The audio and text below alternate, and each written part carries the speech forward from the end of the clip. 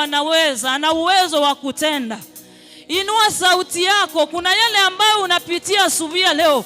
Ukiwa umechukua hatua ya imani asubuhi ya leo, umwamini yeye aliye mshindi wa washindi, ana uwezo wa kufanya jambo katika maisha yako. Biblia inasema ya kwamba kama mtaconverse na midomo yenu ya kwamba yeye ni Mungu, atatenda katika maisha yetu. Inua sauti yako. Bwana anangoja ukainue sauti yako. Omonene niganganye toimokereria liogiri yao iguru. Omorangiria senge njema ruirara se familia yao. Umuite kwa sababu ya magonjwa yaliyo katika familia zetu. Tumuite kwa sababu ya matatizo ambayo yako katika familia zetu. Tumuite kwa sababu ya nchi yetu ya Kenya. Maana safari hii bila Yesu sisi hatutaweza kushinda, lakini tukiwa na Yesu upande wetu sisi ni zaidi ya washindi. Inua sauti yako asubuhi ya leo, mwambie safari ya imani na kutazama wewe, na kutazama Mungu wangu, na tazama msalabani mwako, maana msalabani kwako kuna ushindi, maana msalabani na salama ya tende. Haleluya, haleluya, atutakufa moyo Bwana. Haleluya. Inua sauti yako tu. Katika nyumba ya Bwana muinulie tu sauti, mwambie tu Bwana, mimi sina uwezo. Mwambie Yesu, mimi sina uwezo. Mwambie Baba, mimi sina uwezo. Sitaweza peke yangu katika hii safari. Mwambie hawa watoto wangu sitawaweza peke yangu.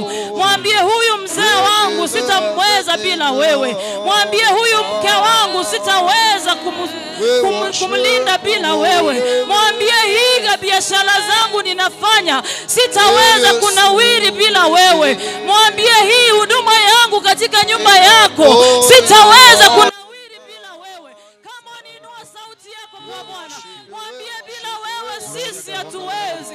Mwambie bila wewe sisi hatuwezi. Mwambie Baba, tunakuhitaji asubuhi ya leo. Mwambie Yesu, tunakuhitaji asubuhi ya leo. Mwambie Jehova, tunahitaji mkono wako. Mwambie Baba, tunahitaji uwezo wako. Tunahitaji ukatuonyeshe njia iliyo salama, maana hakuna mwingine kama wewe asubuhi ya leo.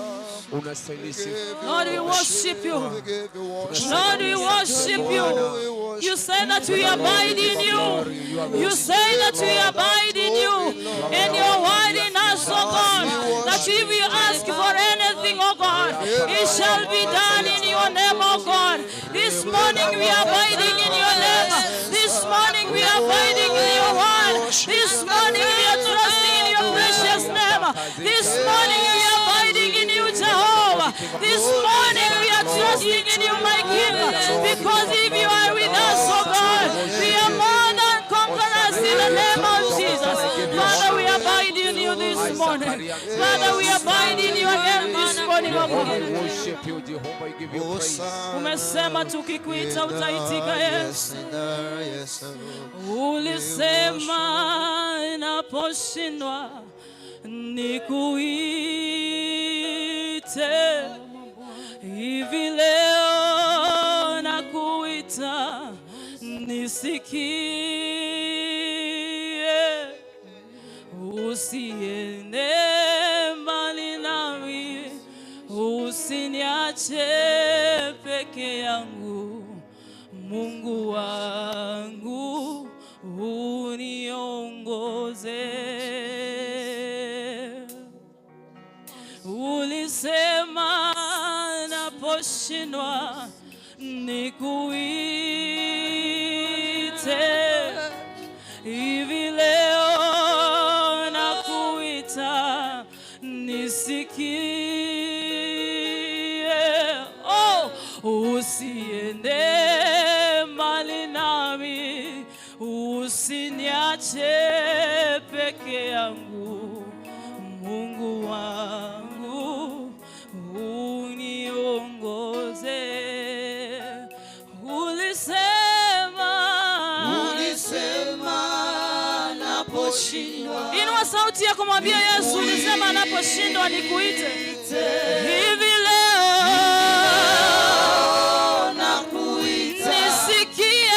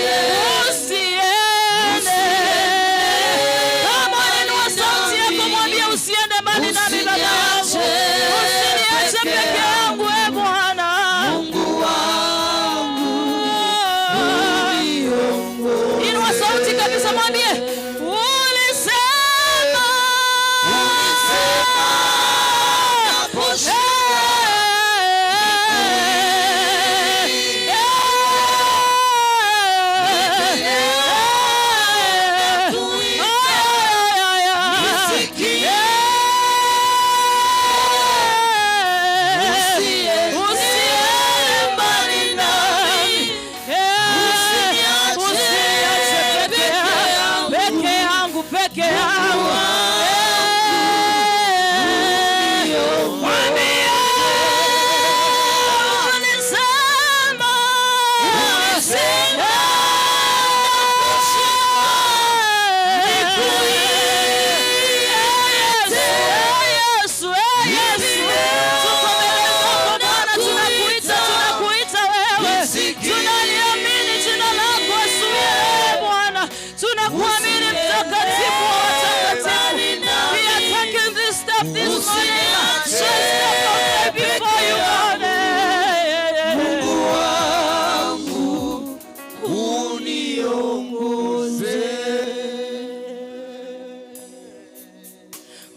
Ulisema naposhindwa nikuite.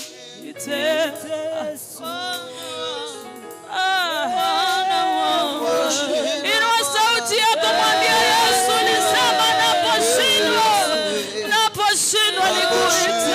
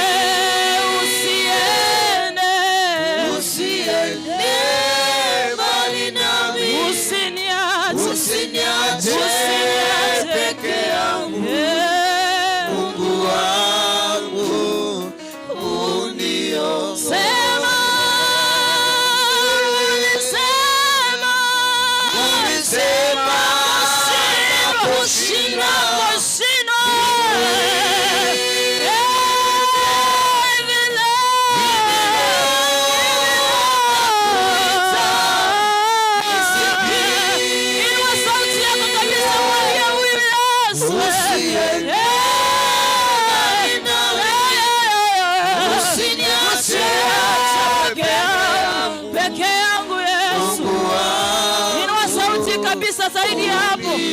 Sema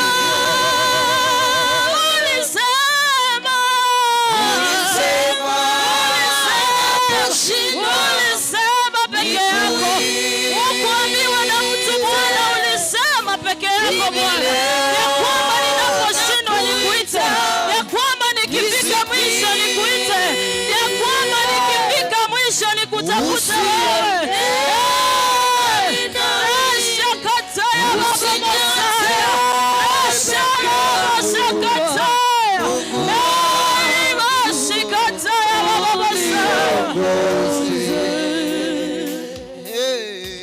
Inua sauti yako, mwambie Yesu, niko hapa leo. Ninaamini yale maneno ulisema ya kwamba ninaposhindwa nikuite. Nikuite, nikuite Yesu. Nikuite Yesu. Nikuite peke yako Bwana. Nikuamini peke yako Jehova. Niamini jina lako asubuhi leo. Niamini ukuu wako asubuhi leo. Ulisema naposhindwa nikuite Bwana. Ulisema tunaposhindwa tukuite.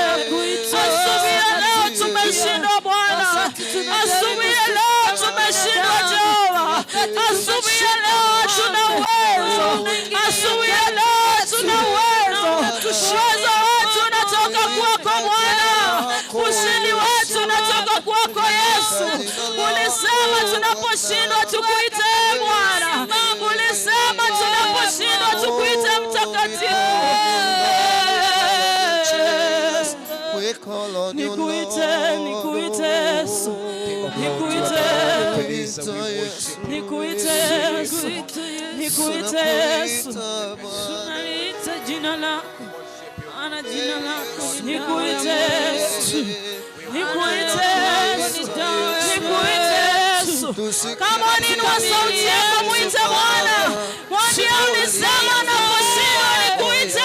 Mwambie ulisema Bwana, ulisema. Ulisema Jehova. Ulisema Yahweh. Ulisema Elohim. Ulisema Jehova. Tumeshindwa asubuhi ya leo tunakuhitaji. Tumeshindwa tunakuhitaji Bwana. Tumeshindwa asubuhi ya leo tunakuhitaji. Familia zetu zinakuhitaji asubuhi ya leo Bwana. Watoto wetu wanakuhitaji asubuhi ya leo Bwana. Kanisa letu linakuhitaji asubuhi ya leo Jehova. Kwa mama, kwa wazee tunakuhitaji asubuhi ya leo Bwana. Hallelujah.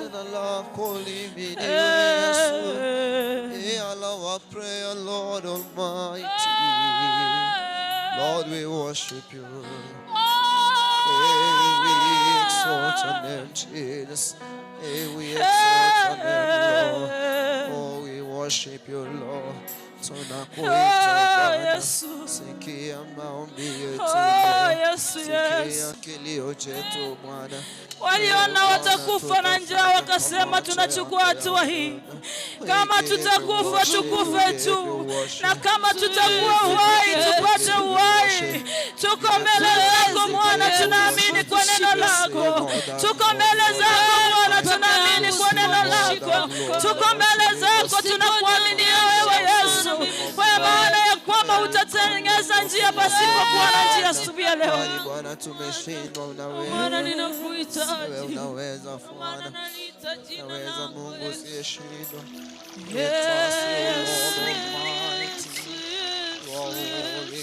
Hallelujah.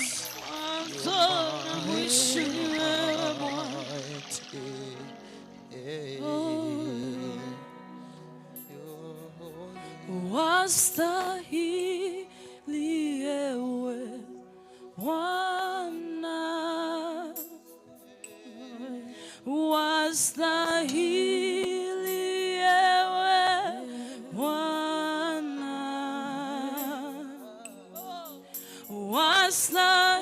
wastahili ewe Bwana, kupokea utukufu Bwana wa mabwana, wastahili ewe Bwana. Inua mikono yako, mwambie Bwana sasa unastahili. Wastahili. Mwambie kwa maisha yangu unastahili. Bwana. Mwambie Yesu moyoni mwangu unastahili kupokea utukufu. Mwambie unastahili kupokea utukufu asubuhi ya leo Bwana.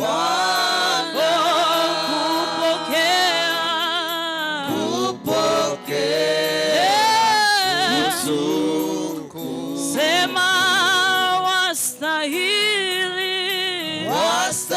Wastahili ewe. Mwinulie sauti yako, mwambie Yesu nastahili kupokea utukufu.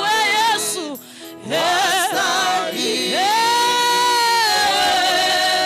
Bwana. Mfalme mwema, wastahili ewe Bwana. Kupokea utukufu.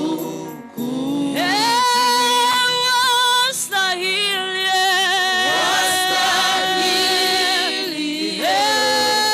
Bwana.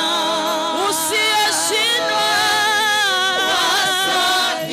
Wastahili Bwana. uinuliwe. Wastahili Bwana. Kupokea. Kama unainua sauti yako kabisa, mwambie Yesu wastahili. Yesu wewe ndio unastahili asubuhi ya leo. Wastahili wewe. Mungu mwenye nguvu. Hakuna kama wewe asubuhi ya leo. Wastahili wewe.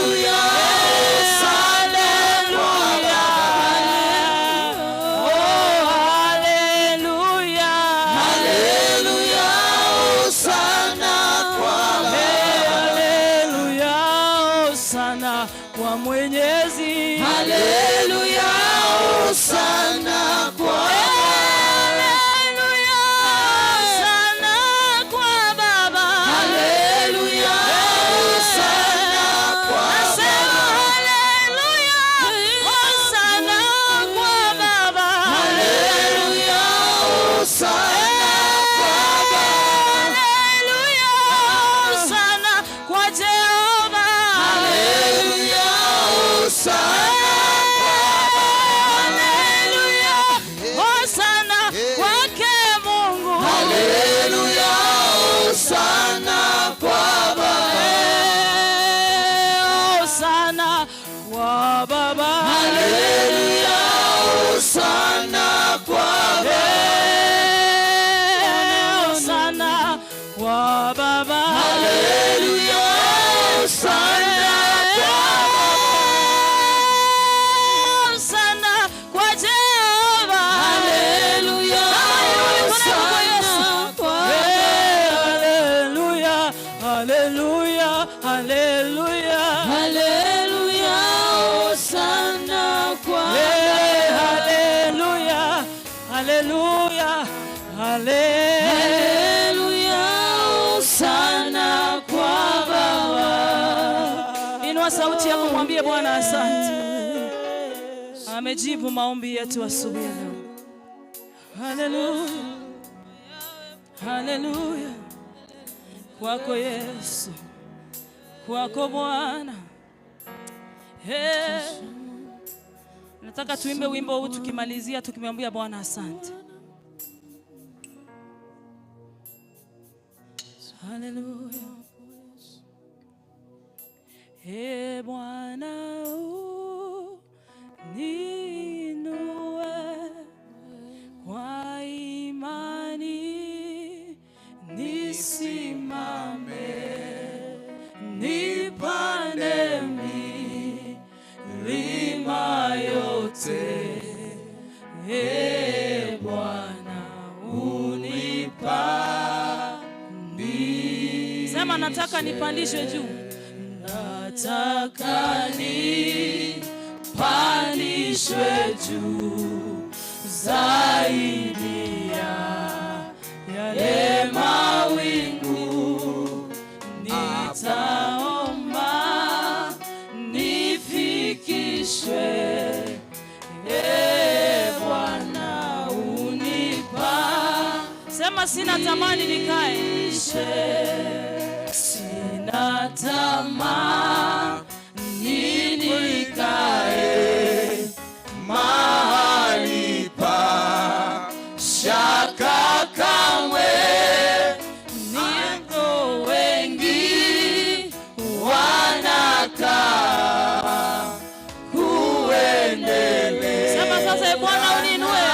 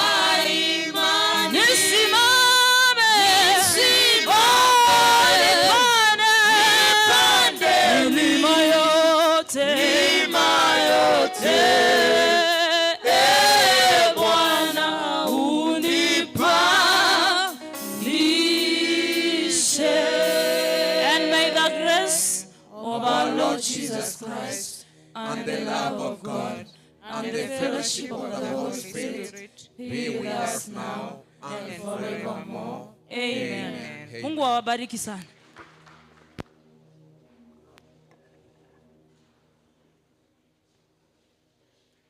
Bwana asifiwe. Bwana Yesu asifiwe. Praise God. Amen. Nisalimie mwenzako, mwambie nampenda katika Bwana. Karibu katika nyumba ya Bwana. Ni Jumapili, mwezi wa 9, tarehe 7, 2025. Na tunashukuru Mungu kwa sababu ya upendo wake na kwa sababu ametuwezesha tumefika kwa nyumba yake ili tuweze kushare upendo wake. Niruhusu nilete matangazo machache. Mmekaribishwa nyote tukienda kusikiza kutoka kwa Bwana.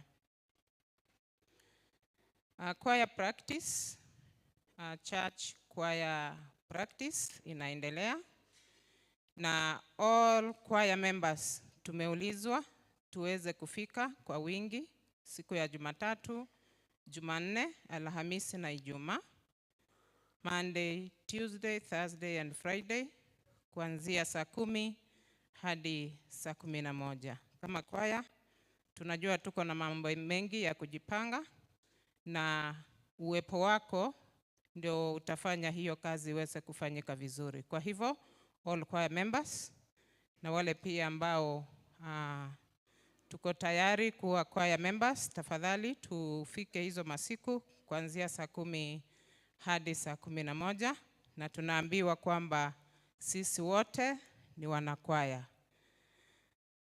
Tutakuwa na launch ya church choir tarehe 28 mwezi huu wa 9, ni wiki 3 tu kutoka leo, na wote tuko wageni. Tulipewa cards kumaanisha kila mmoja wetu ni mgeni kwa hiyo siku, na pia kama kanisa tunafaa tujipange. Kwa sababu ya hilo, tukimaliza ibada leo tutabaki nyuma kwa makundi yetu. Wazee tutamuona our main director, wamama tutamuona mama director wetu, vijana youths watakuwa pamoja na CED na CA ili tuweze kujipanga.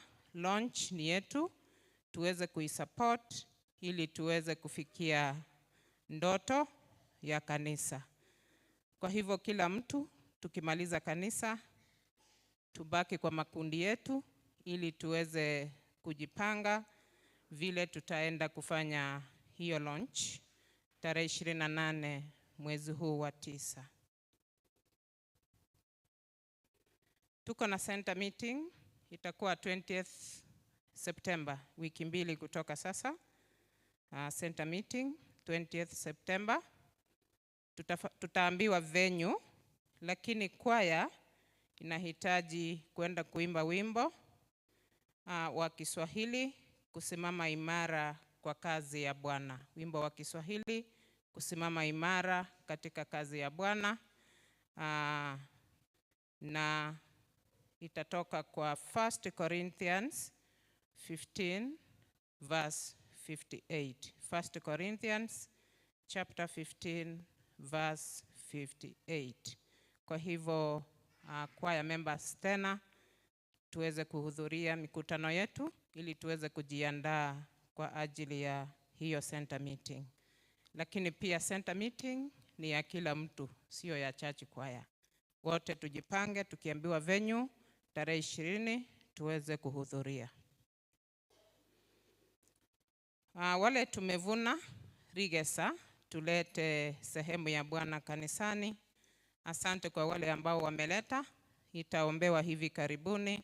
Kwa hivyo kama haujaleta, ulete yako ili iweze kuombewa pamoja. Rigesa tulete kwa nyumba ya Bwana ili tuweze kuiombea kwa wakati ufahao. Kwa hivyo kama hujaleta, tafadhali umeulizwa uweze kuleta iombewe pamoja na ingine. Koinonia Mount Carmel Edition. Koinonia Mount Carmel Edition itakuwa mwezi wa 11 Novemba, wiki ya tarehe 13 hadi tarehe 16, 13th to 16th November mwaka huu, na wote tumeulizwa tuungane pamoja ili tuweze kujipanga kwa ajili ya hiyo koinonia, tukiongozwa na our coordinator wa fellowships, tuweze kuhubiri injili pale Mount Carmel Fellowship. Next Saturday tarehe 13, wamama na wazee tutakuwa na mikutano yetu hapa kanisani. All ladies tutaanza mkutano wetu saa 3 asubuhi.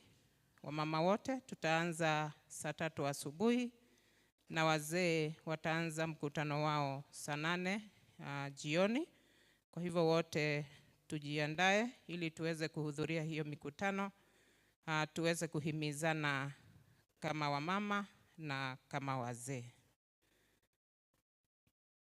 Nataka nichukue hii fursa kwa niaba ya welfare ya kanisa nishukuru members wote kwa ajili ya support ambayo tumepeana kwa our senior Asha Stella Kingoina ambaye alimpoteza baba, na niwakumbushe kwamba ili uwe member wa welfare lazima uwe umejiandikisha ama unatoa 50 shillings per month, shilingi 50 kwa kila mwezi, ama 600 shillings kwa mwaka, shilingi 600 kwa mwaka.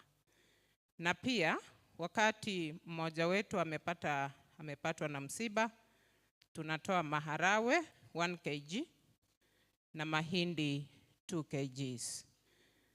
Kwa hivyo kuwa member lazima uwe umekamilisha hayo yote.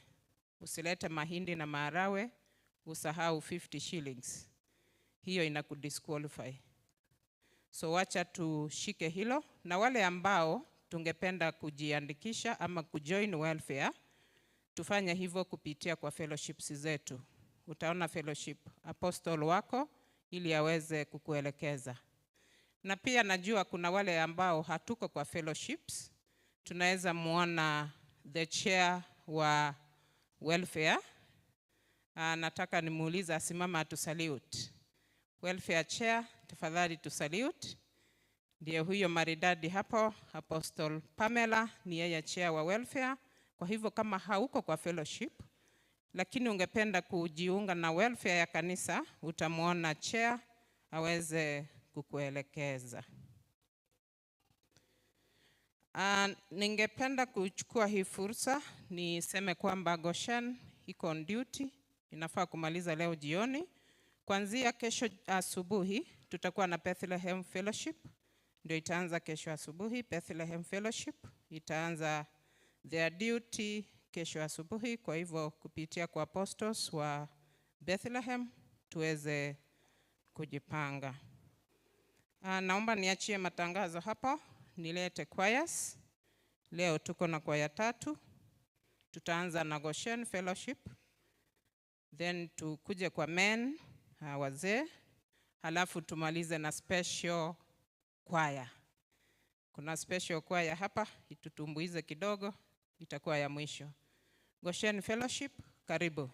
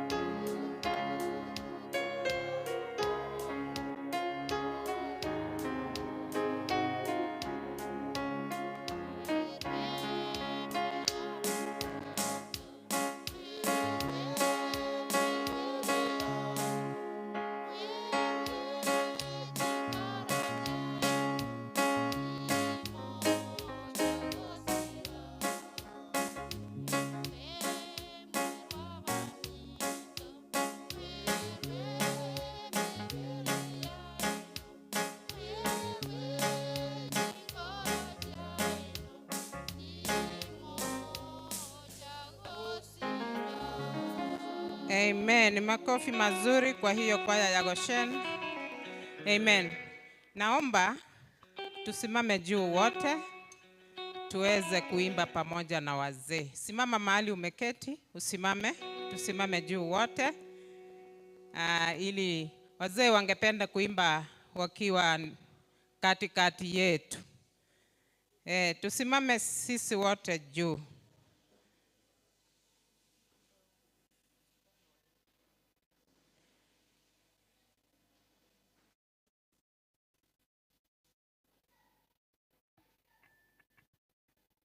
Bwana asifiwe. Tunaimba huu wimbo wa upendo ili tuweze kukaribisha next choir. Upendo, upendo, upendo, upendo. Upendo, upendo, upendo, upendo. Upendo wa Yesu, upendo wa Yesu, upendo wa Yesu, upendo wa Yesu, upendo, upendo wa Yesu, upendo, upendo wa Yesu, upendo wa Yesu, upendo wa Yesu, upendo. Amani, amani, amani, amani, amani, amani, amani, amani, amani.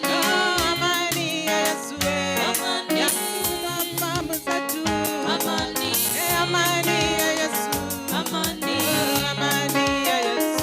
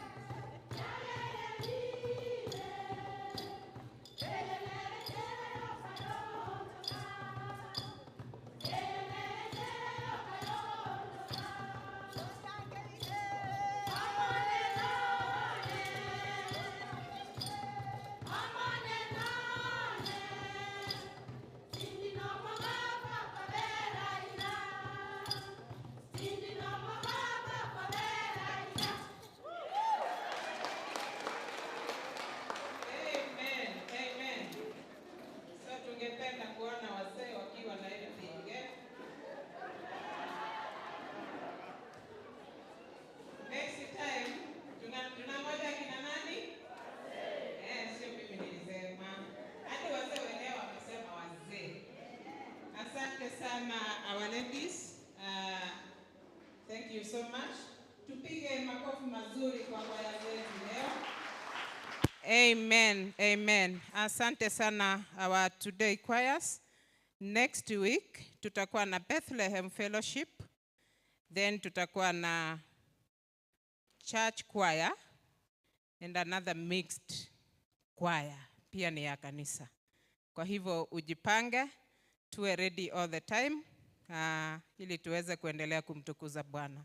Kwa wakati huu ni naomba kwamba ikiwa wewe ni mgeni, ni siku ya kwanza kuingia Nyamataro ama haujakuwa na sisi kwa muda kwa sababu moja au nyingine, naomba tu unisalute hivi. Mgeni, mgeni. Amen, amen. Naona wageni pale nyuma. Amen. Wageni wetu ni wengi. Tusimame tu kwa mguu ndio tuwaone vizuri.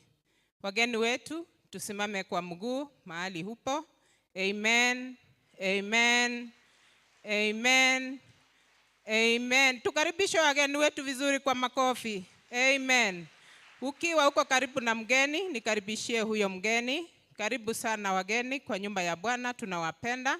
Baada ya ibada, tunaomba kwamba tukutane kwa hiyo meza iko karibu na mlango pale, ili tuweze kujuana zaidi, na Mungu awabariki. Bwana asifiwe.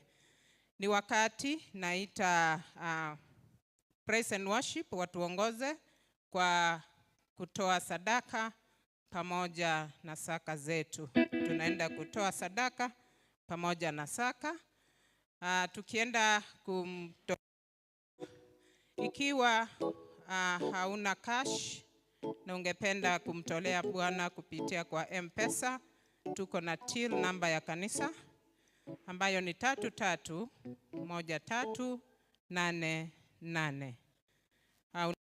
Pesa Buy Goods and Services na kuitisha business number, weka hiyo 331388, uweke kiwango cha pesa na uweze kumtolea Bwana. Itakuletea jina Nyamataro PAG Church. Na tunashukuru wale wenzetu ambao wanaendelea kutusupport na kututazama kupitia kwa mitandao. Bwana awabariki.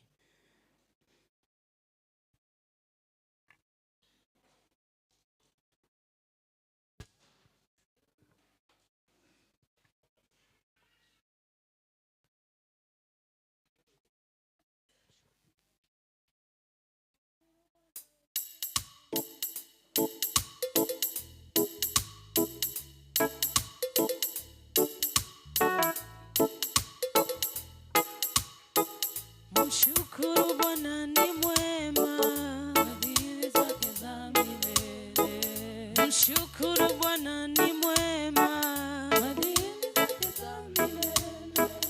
Mshukuru Bwana ni mwema, fadhili zake za milele. Mlango wa roho waseme, fadhili zake za milele. Oh, mlango wa roho waseme, za milele. Tumchao Bwana na tuseme, fadhili zake za milele. Wamchao Bwana na waseme, fadhili zake za milele. Ya kwamba fadhili zake za milele, fadhili zake za milele. Ya kwamba fadhili zake za milele, ya kwamba fadhili zake za milele. Tuseme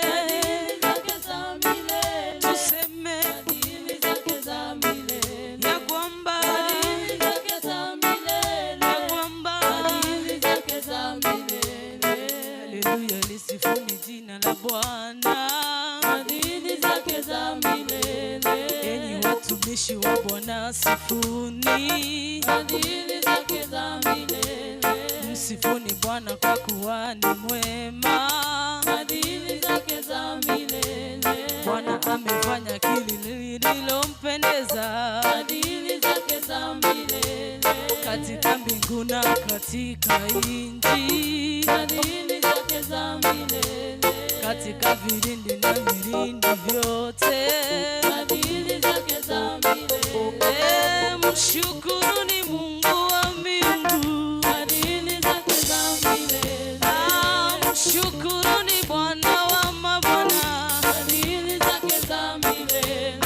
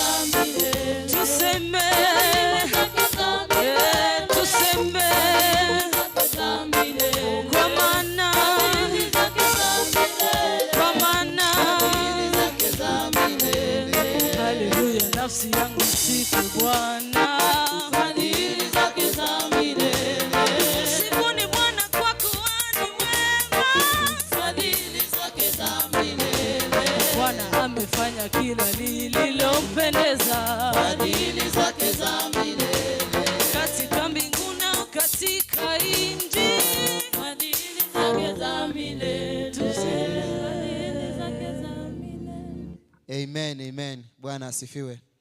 Ningependa tena niwaulize tusimame tunapoombea sadaka zetu. Amen. Wacha tuamini tuombe. Baba wetu katika jina la Yesu Kristo, tunakuinua mahali hapa asubuhi ya leo kwa kuwa wewe ni Bwana. Asante kwa sababu ya uwepo na wema wako mahali hapa Jehova. Tunakushukuru kwa yote Mungu wetu. Asante kwa sababu ya nafasi ambayo Bwana umetupa tumeshiriki katika ibada ya kukutolea. Bwana, jinsi ambavyo ulivyokuwa umetubarikia. Naomba neema yako Bwana, kibali chako na baraka zako Mfalme zikamiminike juu ya kila mmoja aliyeshiriki katika ibada hii katika jina la Yesu Kristo. Bwana, ukabariki kazi za mikono yao, mashamba yakabarikiwe. Bwana, vyote vikabarikiwe katika jina la Yesu Kristo. Waliokutolea wakiwa wagonjwa Bwana ukawaponye. Walio na shida mbalimbali Mfalme ushuke Baba ukakutane na shida zao katika jina la Yesu Kristo. Naombea kila mmoja Mfalme ya kwamba Bwana utatubariki. Pia wakati mwingine tuwe na kitu cha kukutolea. Pokea sifa kwa kuwa Bwana umebariki kila mmoja katika jina la Baba na Mwana na Roho Mtakatifu tumeomba. God bless you. Bwana Yesu asifiwe. Bwana asifiwe. Amen. Our Pastor David, alimpoteza mama mdogo, auntie. Kwa hivyo tukumbuke hiyo familia kwa maombi wanapoomboleza mpendo wao. Goshen Fellowship, tukimaliza ibada, Goshen Fellowship members wote tafadhali tubaki nyuma ili tuweze kumwona our bishop. Goshen Fellowship, tukimaliza ibada tubaki nyuma tumuone bishop wetu. Asante. Praise and worship.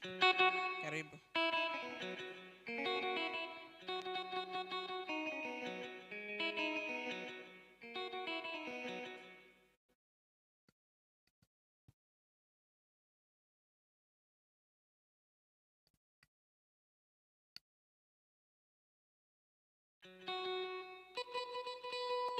Tunaweza kusimama katika uwepo wa Bwana. Bwana asifiwe. Amen. Tupigie Yesu makofi. Wako.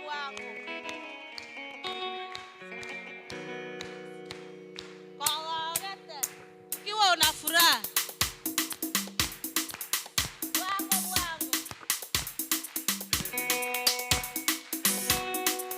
Msalaba wa Yesu. Msalaba umeniokoa dhambi. Haleluya. Msalaba wa Yesu. Msalaba umeniokoa dhambi. Haleluya. Msalaba wa Yesu. Msalaba umeniokoa dhambi. Haleluya. Msalaba wa Yesu. Msalaba umeniokoa dhambi. Haleluya. Msalaba wa Yesu. Msalaba umekuokoa dhambi. Haleluya. Msalaba wa Yesu. Msalaba umeniokoa dhambi. Haleluya. Msalaba wa Yesu. Msalaba umekuokoa dhambi. Haleluya. Msalaba wa Yesu. Msalaba umeniokoa dhambi. Haleluya. Msalaba wa Yesu. Msalaba umeniokoa dhambi. Haleluya. Msalaba wa Yesu. Msalaba umeniokoa dhambi. Haleluya. Kelele kwa Yesu jamani. Na makofi. Jaribu kudansi.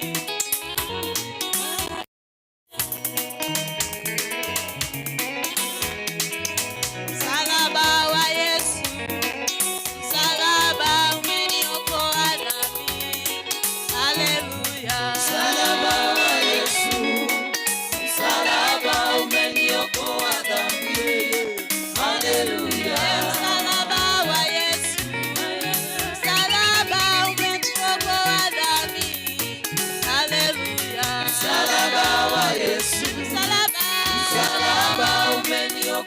dhambi. Haleluya. Damu yake Yesu imetuosha, tuko safi mbele zake Yesu. Msalaba wa Yesu, Msalaba, msalaba umeniokoa dhambi. Haleluya. huruma zake juu yetu ametuokoa. Haleluya. Msalaba wa Yesu, Msalaba, msalaba umeniokoa dhambi. Haleluya.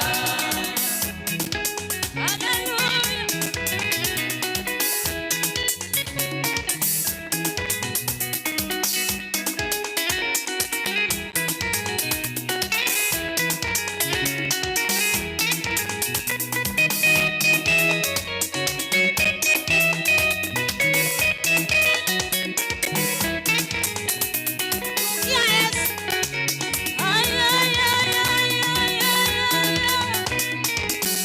Zaidi ya hapo.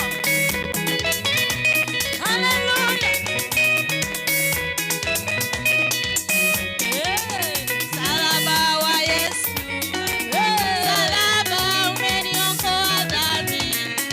Haleluya. Msalaba wa Yesu, Msalaba, msalaba umeniokoa dhambi.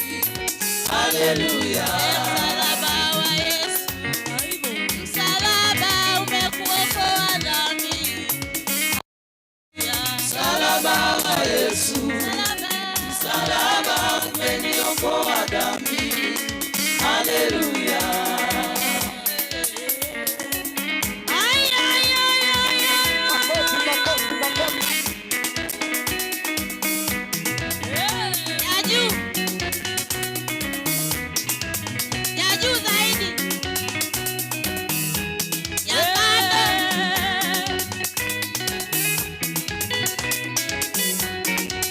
Pande ingine. Huyu Yesu ametoa mbali, neema yake kubwa. Haleluya. Yesu, Msalaba, msalaba umeniokoa dhambi. Haleluya. msalaba wa Yesu, msalaba umekuokoa dhambi. Haleluya. Msalaba wa Yesu, msalaba umeniokoa dhambi. Haleluya.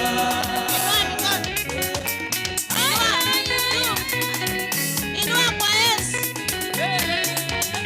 Inua juu zaidi. Bariki mwenzako.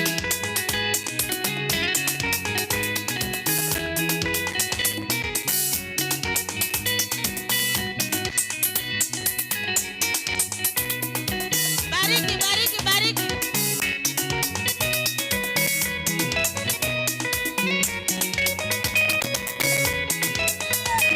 Wapi vigelegele kwa Yesu?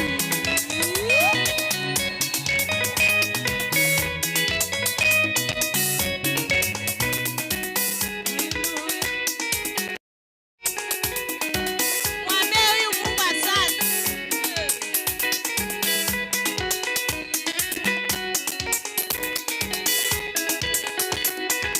Wapi shangwe na vigelegele? Haleluya.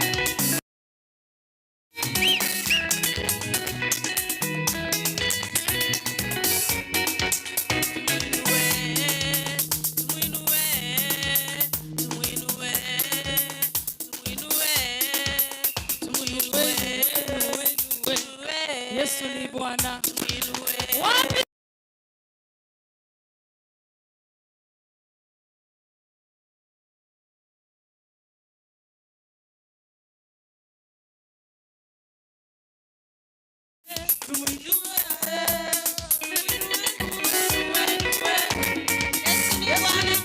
wapi shangwe na vigelegele kwa Yesu? Aya, weka mikono yako namna hii jamani.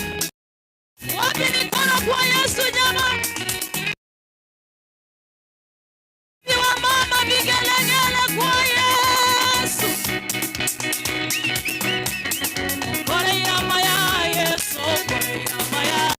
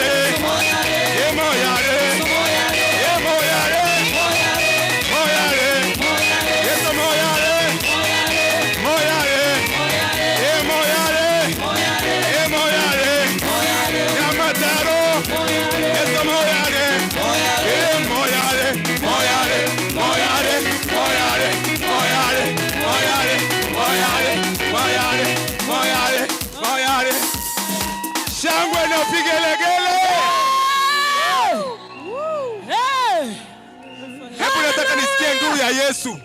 Shangwe na vigelegele ya Yesu.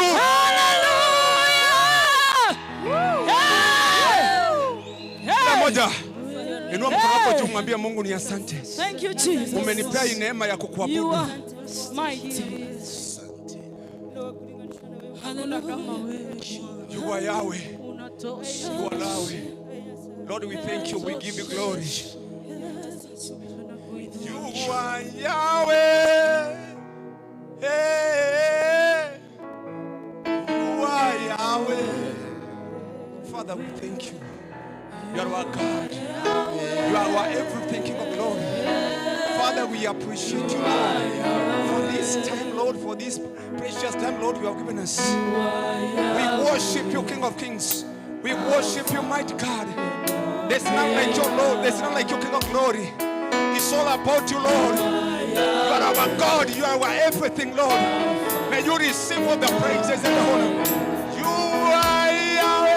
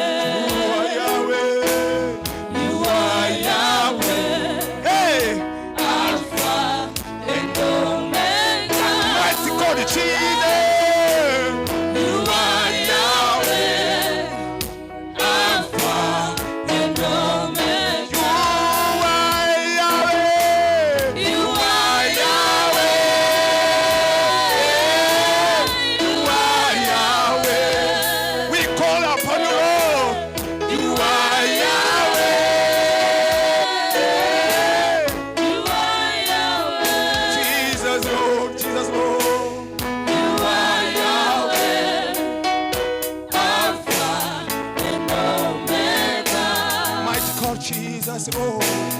You are Yahweh, Alpha and Omega.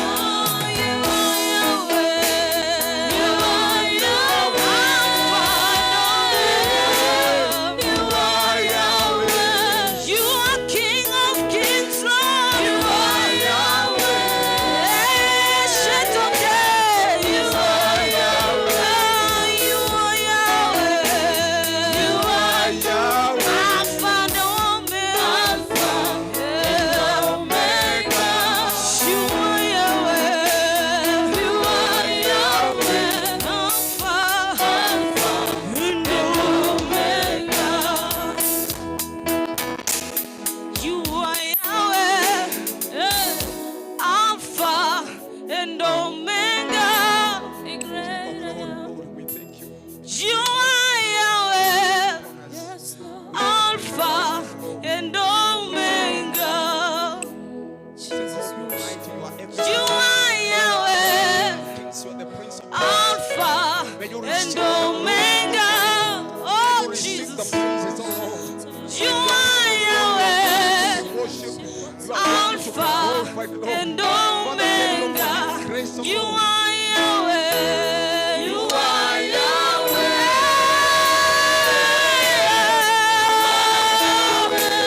You are Yahweh King. You are Yahweh, the beginning and the end.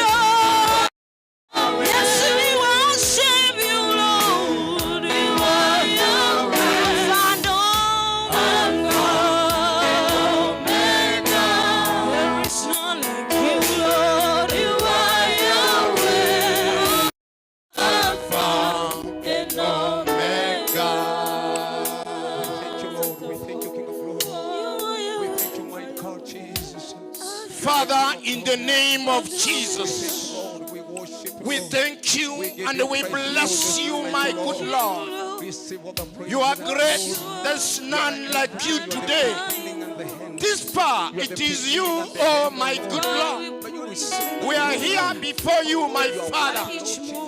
Oh, I thank you because of each person, oh good Lord. I know you will be with us. No, you are going to bless us. No, you are going to bless each person who's watching us, be it in this church, be it in from far, my Father. I thank you and I bless you, Lord. You are great and there's none like you, for we pray and trust in Jesus' mighty name.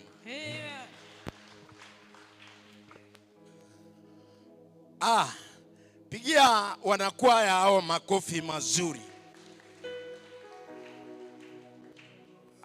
Wanakwaya wetu, asante, Mungu awabariki. I want to welcome you in our second service, the Nyamataro PAG Church. I thank our viewers who are watching from far. We always appreciate you. And those of us who are here, kindly let's move together as we share the word of God. Allow me read the word of God from the book of Genesis, chapter number 3. We read from verse 8, 9 and 10, and 11 if possible. And I will read, and we read in every language. Genesis chapter number 3, 8. The Bible reads, towards evening, they heard the Lord God walking about in the garden, so they hid themselves among the trees. The Lord God called to Adam, "Where are you?" He replied, "I heard you, so I hid. I was afraid because I was naked." 11. Who told you you are naked? The Lord asked. Have you eaten the fruit I commanded you not to eat? Umuntu uria na mukaya bakaigwa eriogirio monene Nyasaye kagutara ase omogondo engaki ya mogoroba enseke yakendire na barobwo bakebisa mogondo gatiyemete nga omonene Nyasaye tabarora. Omonene Nyasaye akarangeria omuntu uria akamuburia ngayore ere akamuiraneria nigo naigwa eriogiriao kogotara ase omogondo noboa ekiagera ngetirianda nare asayo nebisa. Nyasaye akamuburia ingo ogotebia ngangetirianda ore ine ekwarire amatunda omotoria nagokanetie ngatoria. Baba, katika jina la Yesu, Yesu, asante kwa neno lako. Tunapo litafsiri pamoja, uwe nasi na utubarikie, na kila mtu aseme amen. Amen. Bwana asifiwe. Hebu nifungie mkono wako kama unaniona. Asante. Leo nataka nilete kichwa cha maneno yangu hivi. Where are you? Where are you? Kama ni Kiswahili, uko wapi? Bwana asifiwe. Amen. Maandishi ambayo tumesoma, all the writings that we have just read, the Bible says, towards evening, the Lord was walking in the garden of Eden. And then he called Adam and Eve. And maybe he did not see them or he did not get them. So he was forced to ask, where were they? And today I am asking even you, where are you? Are you in this church? Are you at home? Where are you when God is calling you?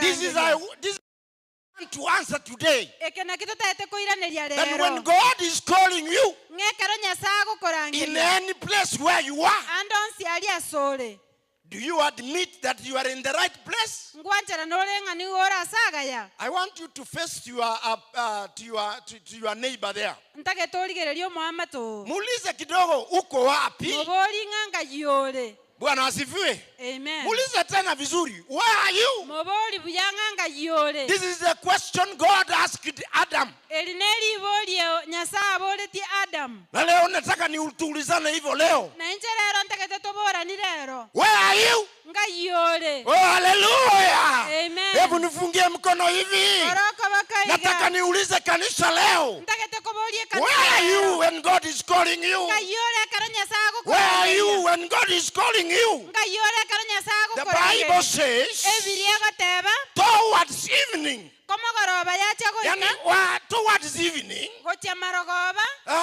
in the garden of Eden, ase omogondo orio o Eden and you know the garden of Eden. naende nomaete omogondo orio Eden If I can briefly tell you ase akeigo nse koberesa that garden of Eden, omogondo orio Eden the Bible says ebirie goteba it was a garden igo orenga omogondo where God has prepared. ase nyasaye arosetie He prepared that garden iga arosetie omogondo for orio Adam and Eve, ase Adamu na Hawa for their pleasure actually. ase okogokera And then in the garden there, naende ase omogondo orio it was a beautiful garden. igo orenga omogondo bwokogokia There were a lot of trees. emete nemenge yarengo There were a lot of trees. emete emenge yarengo The rivers were flowing. ama echindo chengoeta chiarengo In fact, there were 4 rivers there. naende chindo chinye chiarengo There were beautiful plants emete emiya yekieni and then nyarengo beautiful fruits. naende amatunda amaya If you could want to eat avocado,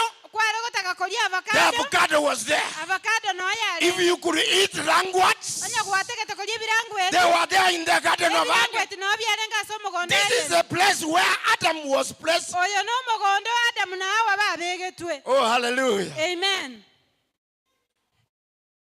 The Bible says ebirie goteba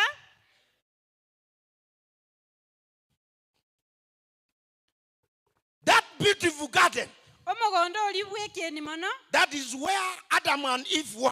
abu no Adam and Eve bawa barenge There were rivers flowing, watering the plants. amache chindo chigo chiare gweta chikobekere meteria amache There were the river Pison, o roche roko kubishon the river Gibson, ku Gibson the Tigris and Euphrates. Tigris na Euphrates These were beautiful rivers in that garden. ene chindo chiarenge chingi ya What I want to tell you today, egento ntagete kogotebia that rero garden was very beautiful for Adam and Eve. omogondo oligo orenge bwekieni mono ase Adamu na And Hawa in fact, it was a usual custom.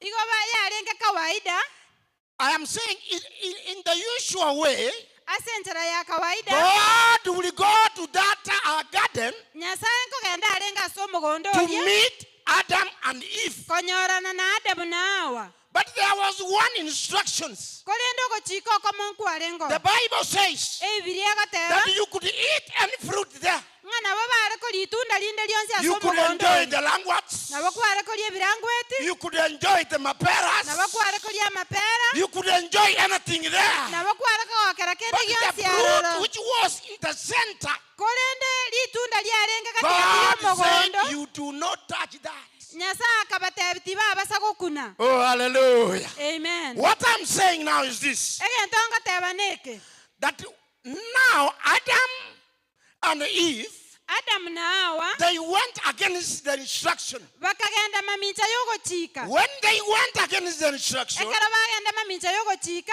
now they hid from the Lord. bakebisa korwa ase omonene This is now when the Lord was passing around, eri naribona nyasaye ekero agweta he was now asking, akaboria Adam, akaboria I Adamu have come here to this garden of good garden of ours. nachire rero gase omogondo oyo Where are you? ngayore And then because Adam was afraid he had already messed up, ese ng'encho Adamu konyoboire ese ng'encho konyogosire he said very clearly agateba maiso marore that I had you coming. ng'ani igo naigwa kogocha When I had you coming, ekero naigwa kogocha I hid myself. nebisa That is now when God is asking Adam, bono nari eri nyasaye akomoboria who Adamu told you?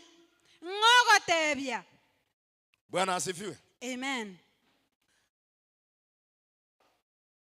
In this garden, Ase omogondo oria the Bible says ebibiri egoteba that Adam and Eve stayed there peacefully. Adamu nawe bamenya twase omorembe You can also stay in this church peacefully. nabo oramenya ase ekanisa eye n'omorembe You can enjoy even the waters we supply here. nabo okogokera naye n'amachi ari You can tokorwa go to Bishop's office. nabo okoenda ase obisi ya bishop We can even go to those offices which are here.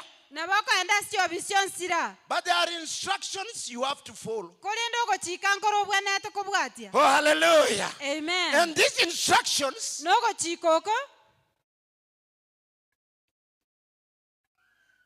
Nyamataro had rules. Nyamataro has rules. nyamataro nebwata amachika aya And these rules n'amachika aya you have to follow goika oyabwatie so that the church will run peacefully.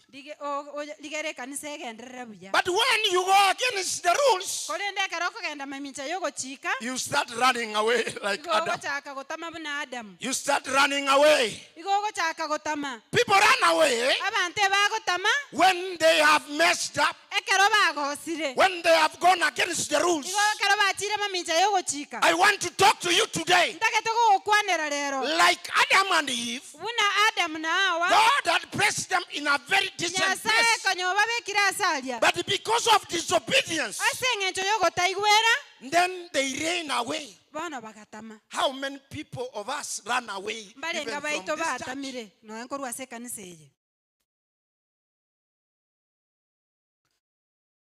When you have sinned ekero gwakorire ebibe against God, mamincha ya nyasaye against others, mamincha y'abande I want to believe that you have to admit, igo nkwegena ng'a n'obwenete bwanchirane ask for forgiveness, bori okwaberwa and then forgiveness will be a healing point to God again. naende okwaberwa nkoba okobwena That is my advice.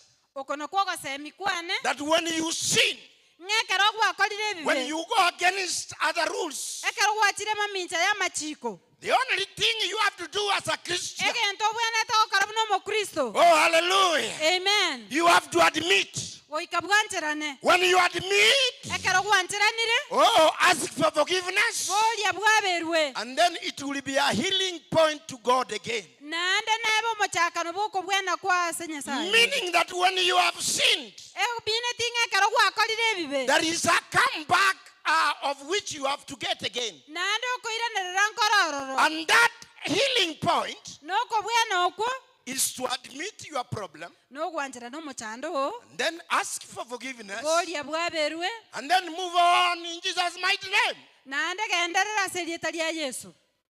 Number 2, Egia kabere stop hiding your sins. tiga kobisa ebibe biao Sometimes we hide our sins. chinga kichinde tokobisa ebibe biao Why do you hide your sins? inki gekogera okobisa ebibe biao You know better. nomanyete buya. Hallelujah. Amen. I am asking you, Igongo koboria stop hiding your sins, tiga kobisa ebibe biao confess them, byangame and it shall be well with you. naende nebe buyamo naye. People have lived in a life of hiding their sins. Abantu bamenyire obogima bw'okobisa ebibe byabo. There is one day I was walking with another gentleman. Lituko linde nare gotara n'omongwana gete I didn't know that he was a thief, namanyete ng'a n'omoibi but he was a good friend of mine. korende nigare ng'omosani ono Then omuya when we were walking, naende gete ogotara 3 policemen were facing us. abasikali batatu bagatochera And then when we were going, bono gete okogenda as we were trying to face the policemen, buna torigereretie abasikali bari suddenly I found that my friend has ran away. nkanyora ng'omosani oria notamire And then when I was looking around, ekero nachikorigereria that friend was not with me. omosani ori tarengo But I didn't know why he was running. namanyete inki gekogera agotama But at a later stage, amaega yaye I came to understand ngacha kumanya that he did some fraud na akorete okomochagete where he was working. asare gokora In emirimo fact, he was not even going to the office. tare koenda noe na ofisi When he saw the policemen, ekere arocha abasikari he thought they were looking for him. agakaga nere bakorigia And the policemen were just walking around. na abasikari go bare gotara tu Why am I saying like that? inki gekogara ngoteba iga Sometimes we hide our sins. chinga kichinde tokobisa ebibe byaitu We walk with our sins. twatara amana ebibe byaitu And we do not want to change. naende totatageti gonchoreria How do I talk to you today? lakini If agokwana you are lero listening to me carefully, onye gwantagarerire buya let us confess our sins. tiga twangambe ebibe byaitu And then once you admit your sins, ekero gwanchire ebibe byao you shall be free and walk around free. noba omosibori naende otare kora Waswahili omosibori wanasema abaswahili bagoteba mula chake hana haya. oyo okoria egento kiaye tari na bosoku Bwana asifiwe. amen Sometimes chinga kichinde when you run away, ekero ogotama you will continue saying, oh, they are talking against me. oratebe ng'a abante bagonkwana They don't like me. mbang'ancheti They don't even listen to me. mbari gontegerera You just find yourself that you have isolated yourself from people. kwenyora ng'a gweatananire korwa ase abanto This sin of isolation, ebibe ebi byogweatanana it has come to you byagocheire because you have hidden your sins. ase eng'encho obisete ebibe byao That is why Adam was hiding. naki gekogera adamu ebisete When God was calling Adam, ekero nyasaye are korangeria adamu he said, I heard you coming akamotebi igo naigu gogotara and I hid myself. naende nebisa Why? Because of his sins. ase kina ase eng'encho y'ebibe byaye Hallelujah. amen Hallelujah. Am I talking to somebody? ngokwanera ande omonto Don't allow your failures to make you hide.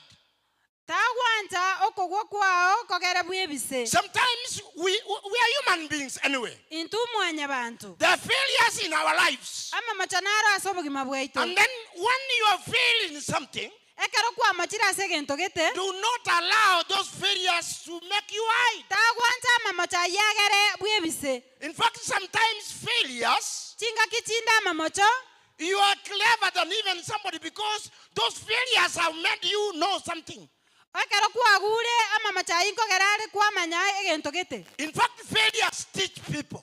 okogwa ngorokereri korwa abantu When you fail, ekero kwagure you learn a lesson on how again you will do it. igo gwesomia elesoni muno ogochigokora egento keria You become an experienced failure. kwaba omonto omanyete And then you become a teacher bono kwaba omwarimu because you failed.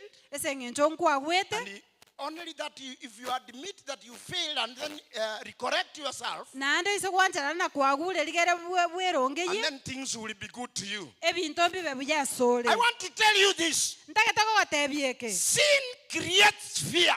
ebibe nigo bikorete obwoba Sin creates fear. ebibe nigo bikorete obwoba Sin sustains fear. ebibe byagacha obwoba In fact, sin invades the soul. ebibe byaso ase omwoyo The sin will invade your soul. ebibe ekero bya And then when it has invaded your soul, ekero byasoire ase omwoyo and then it will stay in you. byamenya asore The only point I want everybody to know today, ring'ana riokantaete kero omonto your problem, ancha omochando come out of it, soka korwa ase omochando oyo and then you will be a free person in Jesus' na name. rieta ria yesu Oh, hallelujah. amen That is today I am asking you, rero gongokoboria where are you? ngayore Where are you? ngayore Sin gives you fear. ebibe igo bigokoa obwoba In fact, it's a license. nabyo elenses It is a license to rule. nabyo elenses yokogambera obogima bwawo When you hide your sins, ekero okobisa ebibe byao in fact, you have given sin a license kwaire ebibe biria elenses to hide, to make you hide. kogokora bwebise So I am saying igo ngoteba that sin gives you fear. ebibe ebigokoa obwoba It is a license to rule your life. nande byakogera kwa byagambera obugima bwao Don't allow sin to make you hide. tagwanjera ebibe bigogere bwebise Conquer it, bibue and you will be okay in Jesus' mighty nande name. nobe buya aselieta lya Yesu. Bwana asifiwe. Amen. If you conquer sin, Oiseko bwebibe if you conquer that everything and then move on, oiseko bwakere egento nande ogende mutwe mambo yatakuwa mazuri kwa maisha yako. amang'ana nabe buya ase obugima Mambo bwao yatatembea vizuri kwa maisha yako. amang'ana natara buya ase obugima Watu bwao wameshikwa mateka abantu babwatirwe sababu ya dhambi zile wako nazo. ase eng'encho y'ebibe biri babwate Na saa zingine dhambi, unajua kuna wakati nataka ujue, nechinga kichinde ebibe ntagete omanya sins sometimes are very sweet. ebibe chinga kichinde ebire ebyansu And those people who practice sin, n'abantu bali bagokora ebibe it is very sweet with them. igo bire ebyansu ase bare There is one day, rituko erimo a friend of mine went to church.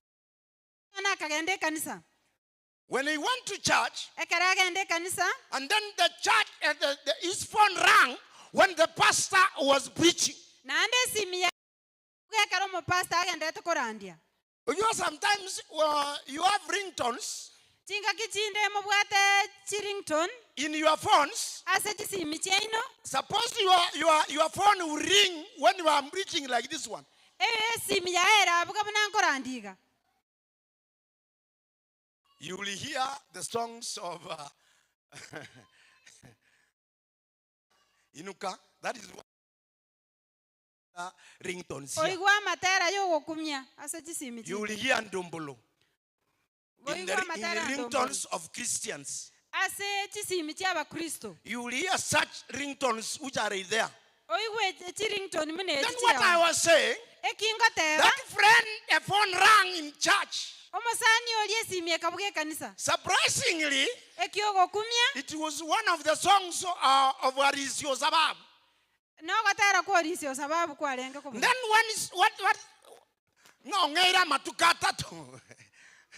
Bwana asifiwe. amen It was saying, I don't know how there is a song in Kikisi of Arisio Sababu egotera nkoro kwarisio where sababu Arisi is saying alisi agoteba that he has been given 3 days. ng'ong'eire amatuko atatu And then before he does for 3 days, naende nyuma atarakwa he is requesting that that person just to excuse him. iga agosorora omonto oria mwabere When that phone rang, ekero esimu eye yabugete the wife was around. omokaye no And arengang'e then it disturbed a lot of people. egadistabu abantu abange Then the wife told the husband, naende bono omong'ina omokungu agataiya omosacha oyo I have a very useless husband. igo mbwate omosacha busa Is this what I could hear from your phone? eke naki nkoigwa korwa ase esimu yago And then now, you see, imagine when you are with your wife, bono rengereria ekero ore n'omong'ina and then he's telling your useless husband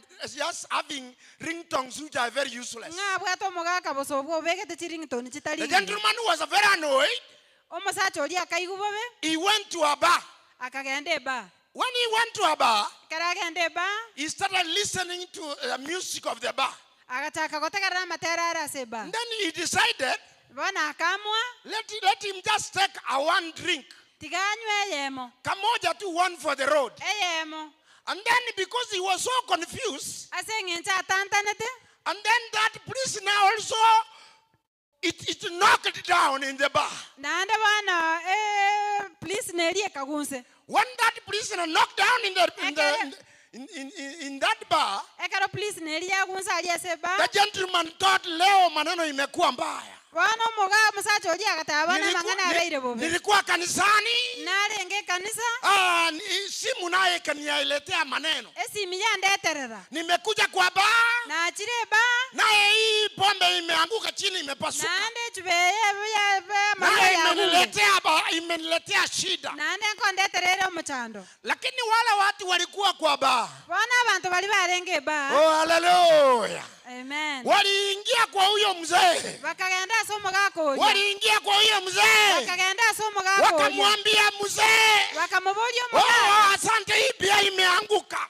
bare bie yagure Hata kama imeanguka, nonya yagure ongezea yeye ingine. nomentere yende Hata kama bia imeanguka. Nonye bia yagwa. Pole sana mzee. Poro mogaka. And then wengine wakamnunulia. Wana abande bakamugorera. Wengine wakamnunulia. Wana abande bakamugorera. Mzee akakuwa na bia 5. Wana mogaka agatwara bia 5. Hallelujah. Amen. Sasa hapo kwa baa. Wana aliyesema. Wakamwambia hakuna mtu mzuri kama yeye. Wakamata yondeta yo muyabune. Unajua hiyo imeanguka. Wakamata bia yagura. Hata wale wengine wataenda kukunywa na sisi. Nonye bali bande baenda kunywa mona. Wale walikufa watakunywa hiyo imeanguka. Bali kuita karemba nywe yagura. Mzee akasikia vizuri. Omogaka akaigwa buya. Hallelujah. Amen. Leo nataka nikuulize. Kama ni wewe. Onye naye. Ungerudi hiyo kanisani mahali uliaibika. Ngoenda kuarenge kanisa abwase kwasogete. Na hako mahali ulienda ukanunulia bia. Na ase kuachira kwagore iwe. Hata wakati imeanguka. Ng'anonye na karo yagure. Wanakuletea ingine. Bakoletere yende. Hata wakati imeanguka. Nonye na karo yagure. Wasichana wamekuja wamepanguza haraka. Baachire batinyiri bwango. Wanakuambia mzee pole. Bakote yo mogaka pole. Wanakuambia mzee pole. Bakote yo mogaka pole. Hallelujah. Amen. I want you to listen. Ntake tolengererie. I want you to listen this. Ntake tolengererie aya. Uko kwa baa. Aliyeseba. Ametoka kanisani. Orule kanisa. Ameenda amefanyiwa kazi nzuri mpaka amefurahia. Ochiro karerwe merememi yabakogokire. I want to say this. Tumekuwa kanisani. Tuabeire kanisa. Lakini we are very bad people. Igotora abantu ababe. We are very bad people. Igotora abantu ababe mono. Labda hata huyo mwenye unakaa na yeye. Nonye nuli karanse tenere. Hebu msalamie kwanza. Mokwani ngo kwanza. Hebu msalamie kwanza. Ora mokwani ngo. Labda kuna wengine hamjasalamiana. Abantu bande bali mutara kwa. Labda kuna wengine mnadarauliana. Abande bali mochaya ine. Labda mwingine haumtaki. Abande to mutageti. Wengine wanasema angalia huyu. Bwana akatanga ligerelio. Ona huyu.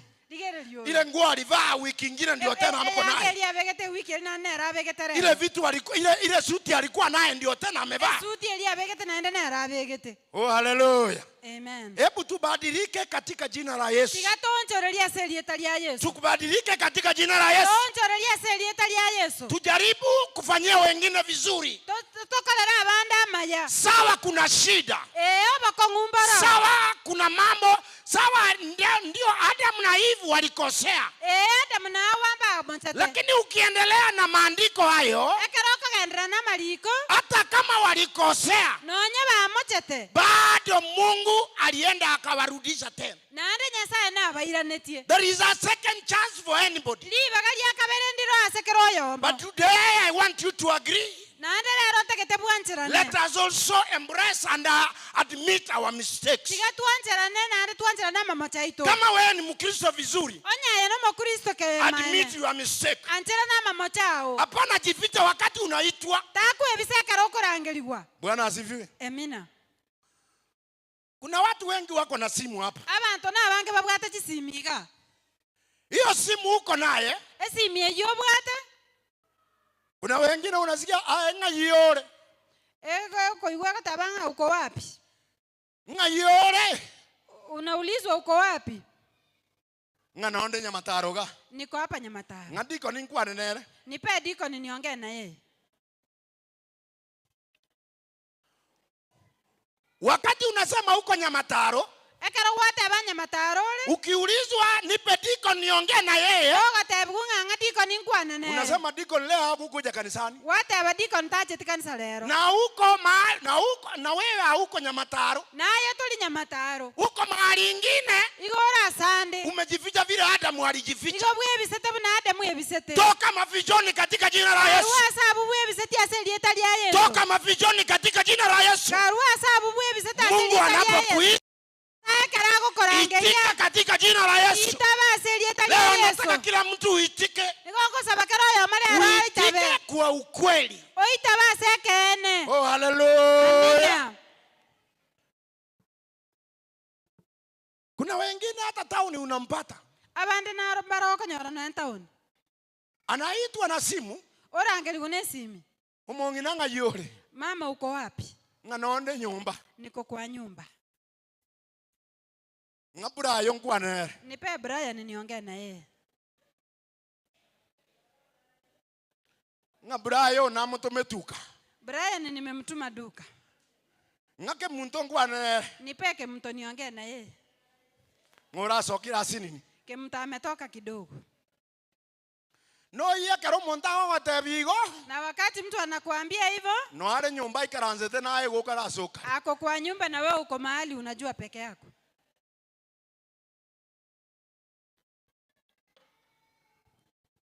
Bwana asifiwe. Manene yesaba. Ukisikia mtu anakuita where are you, Ekero monta ko bolinganga yole. kama uko nyumbani uko town, Onya toli nyumba town yole. watakuwa kama Adam, lakini Adam yeye alikubali. Taka babuna Adam lakini Adam yara nanjira nete. Wewe mwambie yenyewe mzee, Motebi akyo mogaka. niko town. Town inde. Na hiyo ni saa ngapi huko town? Labda Hiyo- mzee anapiga simu saa 6 Kero kene sasa wake simu. na bado unasema noore nyumba, Wateba nyumba na niko bado kwa nyumba. unasema huyo mtoto Brian amelala. Wateba Brian igaraire. Let us admit Tikatuanchirane. na tuseme ukweli, Tokwaneke. tuseme ukweli. Tokwaneke. Ndio leo nataka kuuliza kila mtu where are Taka you? tokoboli kero yo monganga yole. Wakati Mungu atakapokuita labda leo, Ekero nyasara korangeri kero kenderero. will you respond in the right from the right place? No itabe korwa saronge. Will you respond when you are doing the right thing? No itabe ko kole binte biya. Bwana asifiwe. Amen.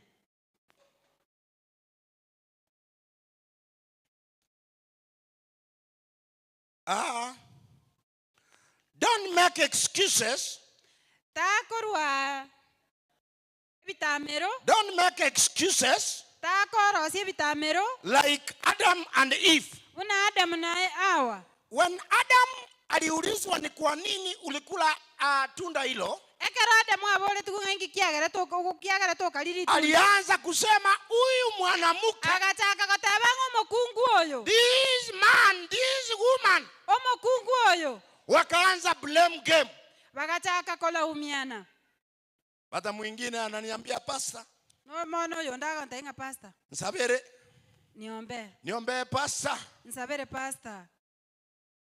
hii familia ambaye nilikuja pastor, Ebe familia ina sogete. nimejaribu kujitetea Na atemire kwirwanirira. lakini pastor imekuwa ngumu. Kolende yabeira akongu. Nimekuja mji huu Na achiro mochi na achito mochi oyo. lakini pastor hakuna kitu. Kolende gento ngeyo mochi oyo. Na wewe unafanya nini hapa? Aya ninkyo kora sana. What are you work come kuja pamoja alafu shikana mikono mfanye jambo. Inchwa sobo ama kole gento. Wacha kuchukua visingizio. Tako nyago twale bitamero. Vile Adam alianza Adam achagete kotabango mukungu oyo. huyu mwanaume ambaye ulinipa, Omusacha oyo kwangete. bwana wangu amekuwa mtu mbaya. Omugaka na bairo monto mobe.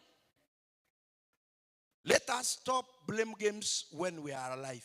Tigato tige gutamira nekero tole Do mono. something in Jesus' mighty name. Tokole genta selie talia Yesu. Don't allow bride or Ingo. Tagwancha obweroli. Don't allow bride Ingo to make you hide from God and other people. Tagwanchara obweroli bogere bwibise kurwa sabantu bandi. It's the greatest disease in human beings. Obweroli nabwo borwiro banana samwanya bantu. Kuna mtu amekosa, Omonto narogosire. lakini yeye hawezi kubali ambiwe. Bana taigwanchara natebigwe. Kwa nini? Asiki. Labda wewe unajiona smart, Ego bwero chengore kien. labda wewe una kazi nzuri, Oroche omenyata buya. labda wewe unakula vizuri. Oroche okoragera buya. Sisemi mtu asikule vizuri, Tinatebo monto taragera buya. sisemi mtu asivae vizuri. Tinatebo monto tabeka tianga buya. What I'm saying that let not bride Egento natebire ngatotige obweroli. ili ikufanye ujitenge na watu wengine. Bogera buya tanene kurwa sabantu bandi. How do I ask you today Nakina basoroire rero. that this disease of bride, Ngoborweiro bobu obweroli. let it come out of you Tiga basoke kurwa sole. na maneno itakuwa vizuri kwako. Na mangana nabe buya sole. Don't allow your mistakes to pass to your children or to your dependents. Tiga mama chao tabasa kogenda sabana baono bali bagotegemete. Listen to me very carefully. Ntagarira buya. Kuna watu wamekosa, abantu mbale bamochire na amekataa kutubu, naende bwangire kwangama na labda huyo mtu amekufa, kero kene omonto oli okule amekufa na zile dhambi, okule n'ebibe biria amekufa na uchawi, okule n'oborogi amekufa na zile vitu walikuwa nazo kama kwa uchawi wake. okule n'ebinto biria are gokorera oborogi bwawe. Baada ya wewe kukufa, Ekeraye gwakule zile uchawi zako zinaanza kuingilia watoto wako. oborogi boli bwao bwanza gosoasa abana bao. This is what I am saying today. Eke nakingoteba rero Usikubali tibwancherana zile ujinga na uchawi wako ebinto biri oborogi bwao ukaambukie watoto wako. bogwera abana bao. Familia nyingi, Chifamili chinyinge tumeitwa familia nyingi, twarangeliwe chifamili chinyinge unaambiwa pastor, watebwe pastor baba yetu ama mama yetu tato ominto gose mama ominto alikufa lakini alikuwa na majini. iga akwete lakini abwata amachini. Sasa hii majini imetutesa. Bona amachini aya tosumbuire. Kuna wakati tunaenda mahali mtu alileta majini, Kuna lichinga kinchira tuachieta ase to monta akaleta amachini. akakufa akawacha majini hayo kwa boma. Owe agakwa agatiga amachini aikara ase. Unajua yeye ndiye alikuwa anajua anafanya nini na hayo majini. Erene aro manyete buna agokarasa amachini. Lakini wewe ambaye haukujua, Bona ayota amanyete wakati amekufa, ekera akwete unapata majini yanakuja hata hamwezi kula kwa boma. bona nano koragera moko nyara koragera. Want to tell you a true story. Ntakatagote yo mogano bwekene Tulienda mahali pengine, tokagenda asa gete mahali watu wanaweka maji ya kupika jioni, asa abantu bakobeka amachi okoruga marogoba majini yanakuja yanamwaya hayo maji. amachini acha itera amachalia Majini yanachapa wale watu wako pale kwa boma. amachini acha ita abantu bali barasa bome. Lakini hauoni mtu mwenye anawachapa. Korendi toikorera monto ogogoita Ukijaribu kuuliza historia, ogochaka kobori omogano unaambiwa ni mama ama baba alikuwa na majini. watebunga nomong'ina gose nomogaka obwata amachini. Wacha watu tutubu, Tiga abantu twangame ili usiwachie watoto wako na familia shida. totigera abana bawe ne familia yao bakong'u We die with very unconfessed sins. twakwa nebibe biri totarangama. Haujui siku yako, Tomanyeti ituko liao sijui siku yangu, timanyeti ituko liane but because we don't know, ese ng'encho totamaeti how do I ask you today nakini ababoliri rero that you just admit and confess your sins? bwanchera nebibe byao nando byangame. Bwana asifiwe. Amen. Ukishafanya hivyo kwa familia, Oise gokora igase familia familia yako haitasumbuka. familia yao tegochandika Familia yako haitasumbuka. familia yao tegochandika. Wala watu mnatoka North Mogirango, Bali abantu bali mokorubogirango. kuna mama mmoja Omong'ina oyo manarengo alikuwa na nyoka kwa nyumba, obwate eng'iti nyomba na hiyo nyoka neng'iti eyo anatengeneza uji, akorosia erongori anajaribu kuipoesha, oye kendia anaenda anaimwagia, oende oyo umorera inakunywa akienda kanisani. yanywa era ogende ekanisa. Siku moja akachelewa. Rituko erimo akanyorwa Wakati alichelewa, ekera anyoretwe akaambia mtoto wake, agateya omwana hii uji erongori eye si unajua vile tunafanya, tomanyeti buna togokora uwekee ile mtu wetu hapo. obekera omonto oria itabwo Huyo mtoto omwana oria yeye akabeba ile uji akaimokia erongori eria ikiwa na moto, kere morero akamwagia ile nyoka, akaumorera eng'iti eria nyoka ikakufa. eng'iti egakwa. Mtoto akakimbia kanisani. Omwana oria akaminyoka ekanisa Oh mami, akamatebi mama ile nyoka eng'iti eria ito nilimwagia uji imekufa. ayo obekera erongori yaku Imekufa. yakure Watu hawakusikia ni nini imekufa. bantu mbamanya nki giakwa Wewe ukisikia watu wanaita kuna mtu amekufa kwako, oisiko iwa bantu bagateba ng'e omoge ento giakure bo mtakimbia tuende kwa dikoni. igo moko minyoka gochiase dikoni Tuende kwa dikoni. gochiase dikoni Kuna mtu amekufa. omonto naro kure Watu kuenda pale abantu goikorora wanapata ni nyoka kubwa. bakanyora eng'iti enene Nyoka hiyo imekufa. bakarigeria eng'iti eya Alafu hapa kanisani igae kanisa ulikuwa unasema ya juu, igo agateba kia ya igoro ya chini.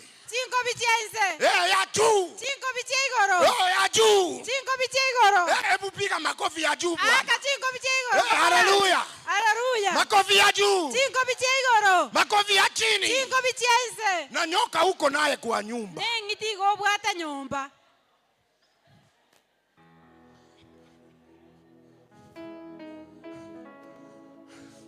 Haleluya. Amen. Itakuwaje? Nakierabe. Itakuwaje? Nakierabe. Leta hiyo nyoka tuiombe. Lete ngiti ito yesabere. Leta hiyo pusi tuziombe. Lete pusi ito yesabere. Leta hizo vitu ziko kwa nyumba tuziombe. Lete binte ibire nyumba to. Na maisha yako yatakuwa vizuri. Nobo kimabwa omba bebe. Uliza mwanzako ngajione. Anauliza. Haleluya. Amen. Uko wapi? Ayore. Wakati Mungu anakuita. Akaranya sago kora. Unaitika na nyoka iko kwa nyumba. Yoko itaba nengitike. Unaitika na pusi ziko kwa nyumba. Yoko itaba nebimoni bire. Unaitika na vitu vibaya iko kwako. Yoko itaba nebinte bire. Leo nataka kila mtu atubu. Igonte ya manga. Uache kujificha. Otige kuebisa. Uache kujificha. Otige kuebisa. Mungu anapokuita. Akaranya sago kora. Unaitika unasema my Lord I'm here. Otebe ngoma nonda. My Lord I am here. Oma nonda. Mungu aliita Samueli. Nyasa karangeli Samueli. Wakati alikuwa anaita Samueli. Ekara karangeli Samueli. Samueli anakimbia kwa Eli. Samueli yominyaka gochia Eli. Baba umeniita. Tata kuandange ili. Anaenda tena. Naandoge. Mungu anamuita tena. Naende nyasa umurangelia. Naenda kwa Eli. Naandoge nda Eli. Akarudi mara 3. Akaira na mara 3. Baadaye Eli alijua. Bwana Eli akamanya. Huyu mtoto anaitwa na Mungu. Omwana oyo akorangeli kwa Nyasa. Akamwambia hivi. Akamutebiga. Akikuita tena. Gagukorangelia naende. Mwambie niko hapa. Mutebi nonda. Mungu anapokuita wewe leo. Nyasaye karao korangelia leo. Mwambie niko hapa. Mutebi nonda. Mwambie ninakungoja Bwana. Mutebi gonko kanyeto mwana. Mwambie umeniita Bwana. Mutebi kuandange ilio manene. Nitafanya kazi hii katika jina la Yesu. Ninkole mereme ya asili ya Yesu. Kuja kanisani na tushikane mikono. Nijue kanisa na nito bwata na magoro. Tukatende kazi ya Bwana. Tokole mereme ya Nyasaye. Na ukishatenda kazi ya Bwana. Tokole mereme ya Nyasaye. Utabarikiwa katika jina la Yesu. Sasa ni wasili ya Yesu. Hallelujah. Amen.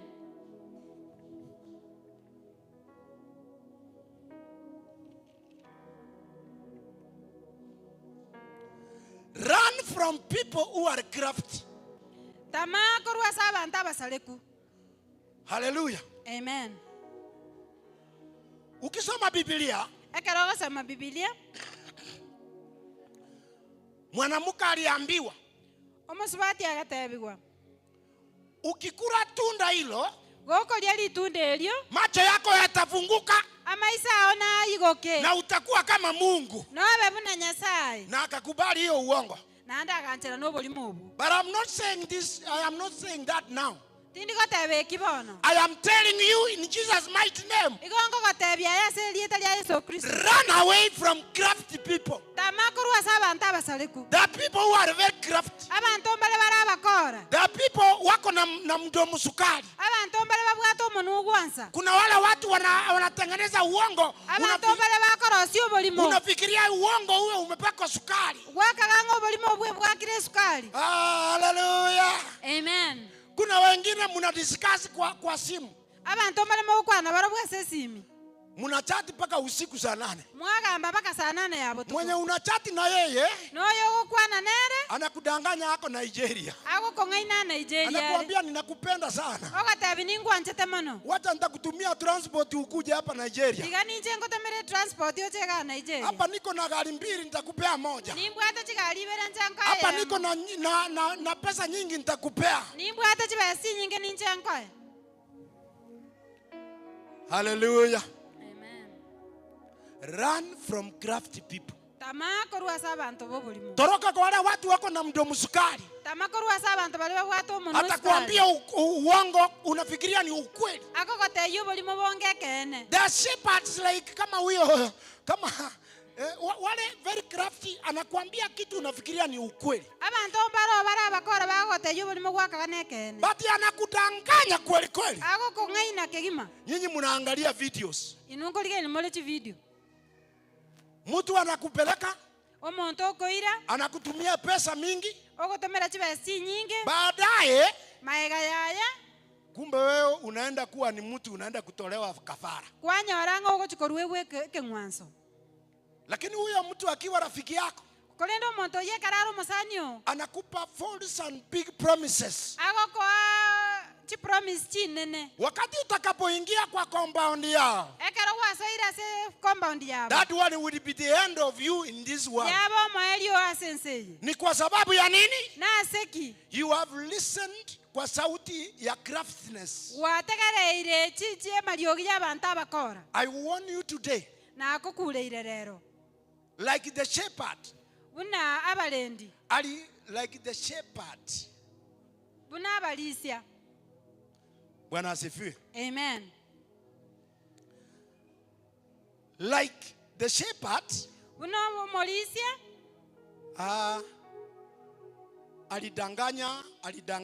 alidanganya Eve, akamwambia wewe utafunguka macho. buna engiti yangainete ada awanga no iko kama iso. Lakini wakati alikubali kwa uongo huo, Kolende karanjana neta soboli mobu baadaye alijipata amekosea Mungu. akanyora omocheire Nyasaye. Kuna mrembo mmoja, Omonyo moise koyo manalengo. kuna mrembo mmoja, Moise koyo manalengo. and I think I said this here. Nande ngagarete na kwanite gendeka. Alikuwa na rafiki ambaye alikuwa anamwambia ako Canada, Abwato mosani okomatebi Canada ale. na kweli walikuwa wanachat Nande ebo bare kukwana. kabisa. My sister Iko bare kuchatia kabisa. anamwambia wewe utakuja Canada, Akomatebi no choche kuna Canada. kazi nyingi utafanya. Emere mone nyingero. Wacha apewe pesa ya kwenda Canada. Tigaye kuchibesa agenda Canada. 2 years down the line, Emiaka ebere kaera. ajulikani mahali yako, Tamanyiria sare. ajulikani hata ile simu ilikuwa inamtumia pesa, Nonyene simieli ariko motomera chibesa. ikipigwa Ekere gwakwa. wanasema that phone is useless. Bata banga simieli teriko koramere mubono. Hiyo ni nini inafanyika? Ekini kiyo koreka. Ulikubali udanganywe. Iko kuanchara nete kongainwa. Be on guard against Satan. Morendi birecha ta kongaina. Accept God's grace Asobu ya bwa Nyasaye. and accept God's grace, Anchara no ya bwa Nyasaye. forgiveness, Ama aberaye. and all your difficulties shall be solved. Neme chando yao yonsi ne kone tatuliwe. As I finish, Kingo kolera. our relationships, Obo amate bwaito. you should accept God's grace Goika bwanchara ne obu ya bwa Nyasaye. and forgiveness, Nanda maberaye. persevere through life's difficulties, Lemerelia asobo gimoba bakongu. and you could have grown spiritually. Nande no kineke moika. Meaning we grow spiritually, Emine tinge to kineke moika. actually, in our relationships, Asobo amate bwaito. when we know, when you can identify the wrong and good. Ekero kunyara kumanya amaya na amabe. Bwana asifiwe. Amen. As I finish, Ingo kolera. I want us to read this. Ndage tata someki. Proverbs 28:13. Emerenganyo emerongebere na isa to. If you are there, read.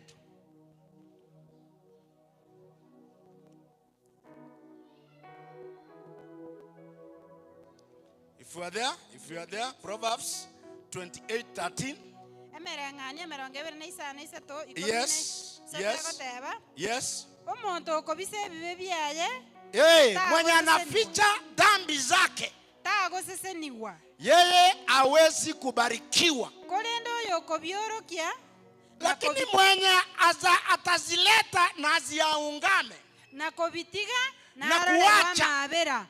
Bwana asifiwe. Amen. Ataonewa huruma. Na arolerwa mabera. Bwana asifiwe. Amen. So ninakuambia leo hii, Igongo gotebirero iga. kama hauwezi kuleta matatizo yako, Onye to kalete mechando yao. kama hauwezi kuungama dhambi zako, Onye to kwanga mebibe byao.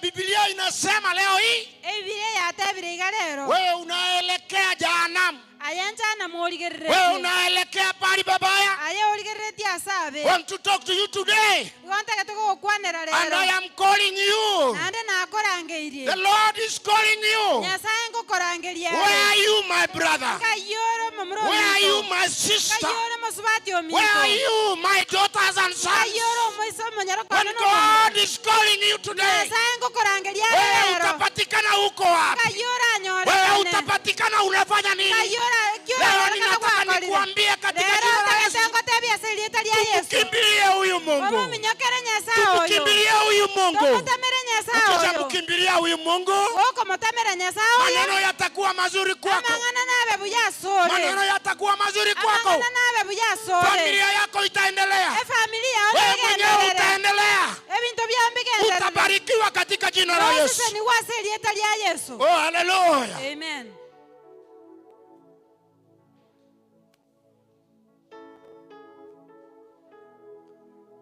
Nataka ufikirie.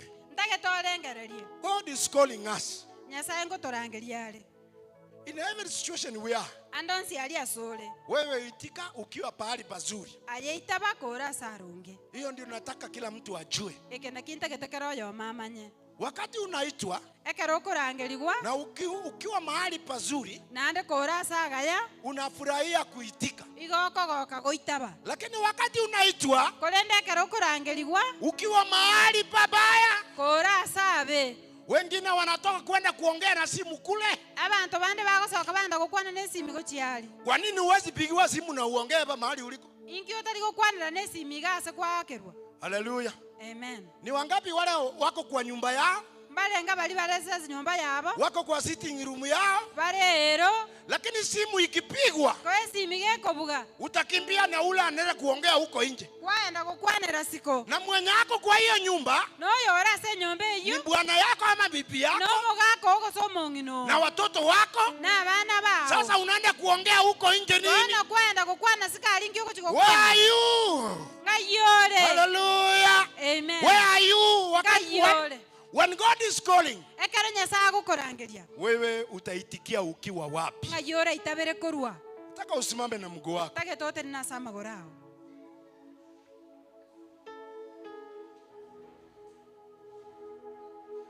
Nataka ujiulize, tage tebweborie ingekuwa wewe ni Adam yare kobaya na adamu ama wewe ni Eve gosaye awa na Mungu anaitana, na nyasaye nkorangeria are wewe utafanya nini? inki kware gochokora Utakubali kuitika? nwanjira na goitaba Na kama utakubali kuitika, nande koranjira na goitaba utakuwa wapi hapo? ngayore anyorore Be in the right place. kabasa aronge When God is calling you, ekero nyasaye then agukorangeria utajipata uko pahali pazuri. bwenyore orase aronge Leo nataka ufikirie na uchunge moyo wako. ndero ntege twarengeri nande orende Nataka omoyo uongee kwa sekunde chache ekero togokwana ase deka chinke ili ukaambie Mungu wako.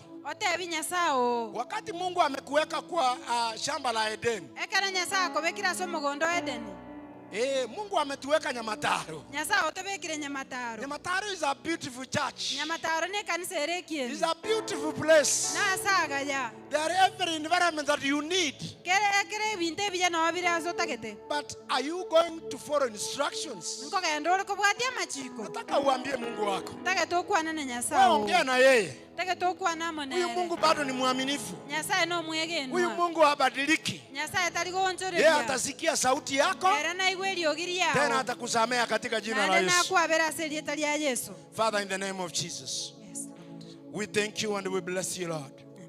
We are here in this church.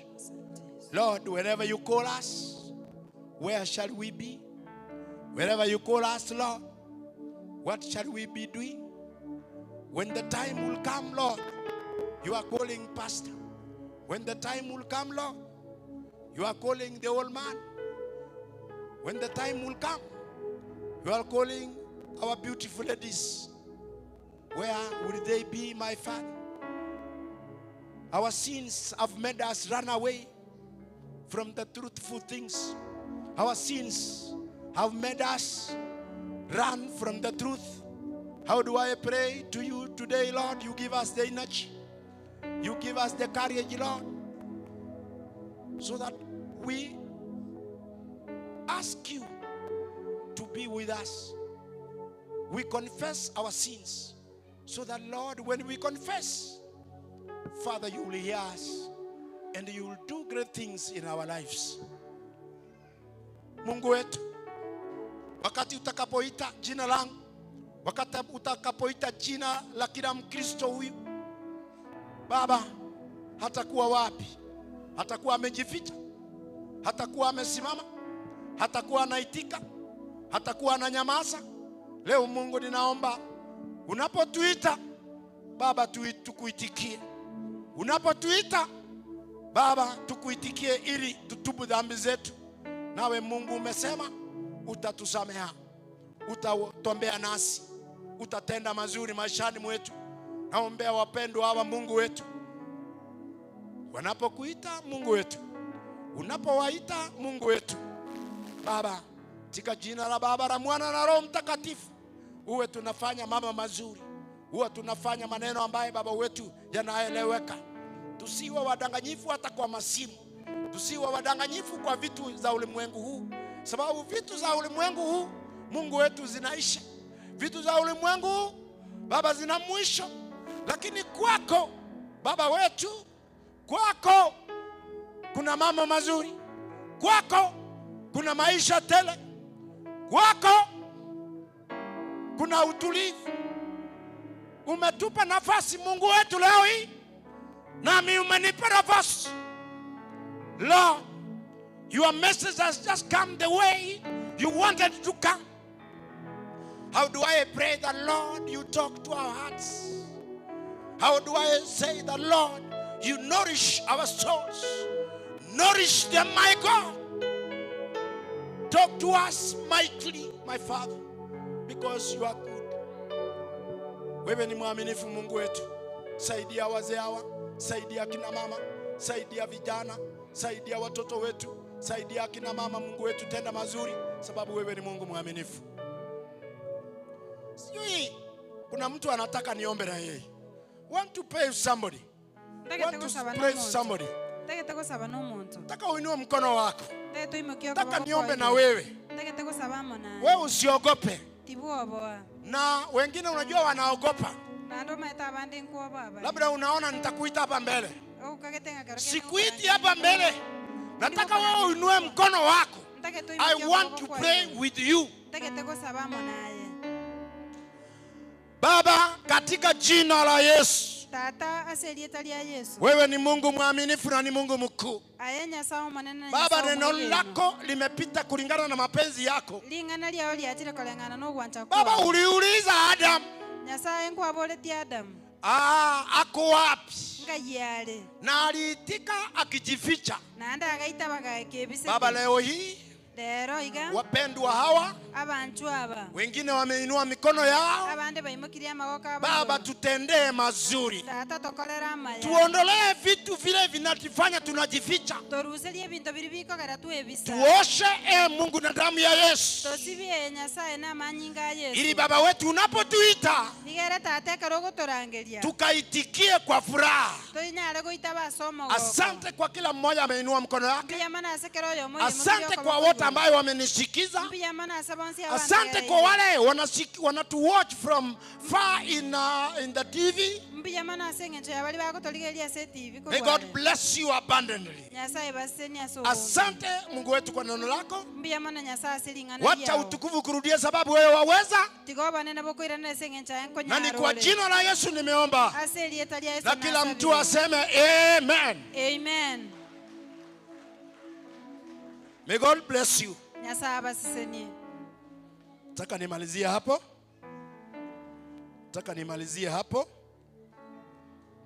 Nataka tu niseme jambo moja. Kuna wakati nilisimama hapa kwa madhabahu, nikauliza wazee, nikauliza kanisa, munisaidie mabati yenye itatusaidia ujenzi wa Goshen. Nataka nikuulize kwa moyo wa upendo. I know sio kazi rahisi. I know siwezi kukurasimishia. I know pesa ni ngumu. But I want to stand before you as I have done. Nikuulize, mzee, mama, kijana, na anybody mwenye anasikiza. We want to start a smart building in that Goshen area. Na hizi fedha ziko kwenu. Kuna wale mmetoa, kuna wale labda hamkukuwa nikisema, lakini I am humbled before you, na ninataka nijirudishe chini kabisa. Mungu akuinue, nasi atuinue. Wewe angalia, uone, as we sit down na watu wa Goshen, as we sit down with the development committee, as we sit down with the board, what do we do about building that structure we are saying at Goshen? Kwa hivyo nakuuliza, I am humbled, nakuuliza kwa jina la Baba, la Mwana na Roho Mtakatifu. We either ukuje kwangu, diko nako hapa, secretary yako, leta jina lako, tuambie utatuletea nini. But kuna wengine pia unaweza ona hautaki tukutaje, hautaki tukuambie, lakini sauti hiyo ikuongeleshe. Wewe utuletee chenye unaona unaweza kutuletea, ili tukajue tutafanya nini. May God bless you as you think over that. Deacon.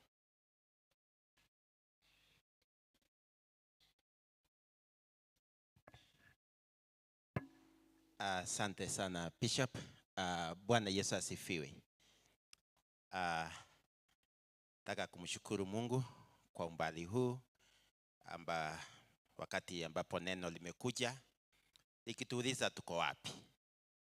Where are you? So it's a question to all of us as we go home. Jiulize tuko wapi. If you are to be called at any given time, utajibu nini? Utapatikana wapi? Asante sana Bishop kwa neno ambao umetufunza mchana wa leo. I want to believe it is going to help all of us. Vile Bishop amesema, tuko na hiyo project ya Goshen PAG Church. Wacha Mungu atuongeleshe, tutoe mapati, tutoe miti, tutoe mbao ile ambayo inahitajika, such that we have a structure at Goshen PAG Church.